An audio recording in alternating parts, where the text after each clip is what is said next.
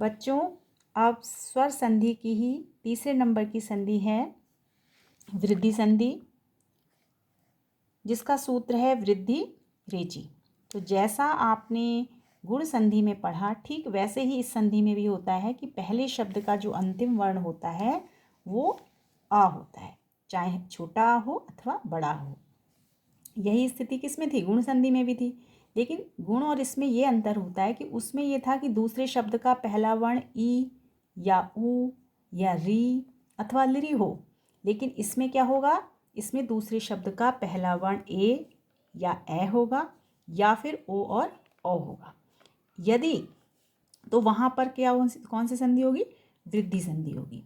और यदि दूसरे शब्द का पहला वर्ण ए होगा तो जो परिवर्तन होगा उस शब्द में या जो विकार आएगा उस संधि के होने से, तो वो ए के रूप में आएगा। जबकि यदि दूसरे शब्द का पहला वर्ण ओ या औ होगा तो जो विकार होगा या जो परिवर्तन होगा वो किस रूप में दिखाई देगा? औ की मात्रा के रूप में दिखाई देगा। संक्षेप में या मोटी पहचान आप इस संधि की ये भी कर सकते हो कि वृद्धि शब्द का अर्थ ही होता है बढ़ना। तो अगर कहीं पर एक मात्रा है तो वहाँ पर इस संधि के द्वारा क्या हो जाती हैं? मात्राओं में वृद्धि हो जाती है, अर्थात एक की जगह दो मात्राएं हो जाती हैं। लेकिन बेटा दो की जगह तीन मात्राएं मत कर देना, क्योंकि कहीं पर भी आपने तीन मात्राएं नहीं देखी होंगी। ठीक है, अब मैं आपको इन्हीं के शब्दों के उदाहरण देती हूँ। सदा धन एव। सदा शब्द का अंतिम वर्ण आ है, एव शब्द का प्रथम वर्ण ए है। तो यहाँ पर वृद्धि संधि की नियम पूरा हो गया लागू, क्योंकि वो यही कहती है कि पहले शब्द का अंतिम वर्ण आ या आ में से हो कुछ, और दूसरे शब्द का पहला वर्ण ए या ए हो। तो ये दोनों बातें हो गई पूरी। तो ऐसी स्थिति में यहाँ पे वृद्धि संधि बन गई, और जो विकार होगा वो किसके रूप में होगा? ए के रूप में होगा। इसीलिए ए के रूप में हो गया, और शब्द रूप में वो हमें कैसे दिखाई देने लगा? सदैव। यानी कि यही जो ए है, जो विकार हुआ है, वही हमें शब्द रूप में कैसे दिखने लगा? ए की मात्रा के रूप में दिखने लगा। क्योंकि ये तो वैसे लिखा हुआ है, लेकिन जब हम इसको मात्रा के रूप में लगाएंगे तो ऐसे ही तो लगाएंगे। अब आता है दूसरा उदाहरण। शब्द है तथैव। इसको जब हम तोड़ते हैं, इसका जब विच्छेद करते हैं तो होता है तथा धन एव। अब तथा का अंतिम वर्ण है आ, एव का प्रथम वर्ण है ए। ऐसी स्थिति में क्या है? यहाँ पर भी वृद्धि संधि के नियम हो गए पूरे। तो यहाँ पर विकार ए के रूप में हो गया और शब्द रूप बन गया तथैव। अब एक धन एक शब्द है, एक में भी अंतिम वर्ण आ है और एक का प्रथम वर्ण भी ए है।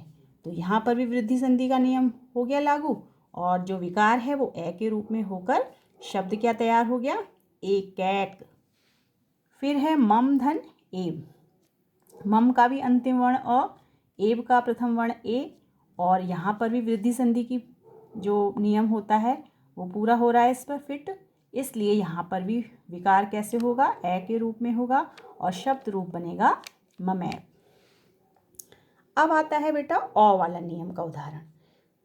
तो यहाँ पर है जल शब्द, जल का अंतिम वर्ण अ, ओघ शब्द का प्रथम वर्ण ओ। तो यहाँ पर आ धन ओ, और वृद्धि संधि क्या कहती है?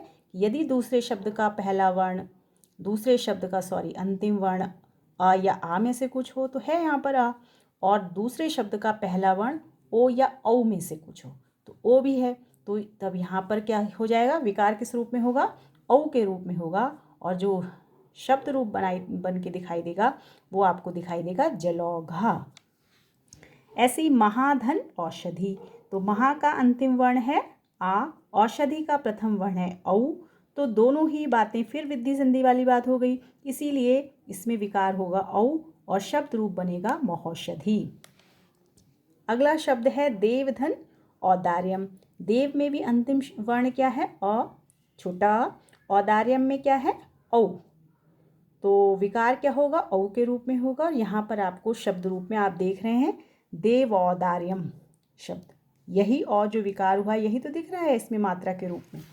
और ये है अंतिम उदाहरण है ये महाधन ओजस्वी। तो महा का भी अंतिम वर्ण आ, ओजस्वी का भी प्रथम वर्ण ओ, विकार हुआ औ के रूप में, क्योंकि यहाँ पे वृद्धि संधि का नियम हो गया पूरा, और इसलिए शब्द रूप बना महौजस्वी।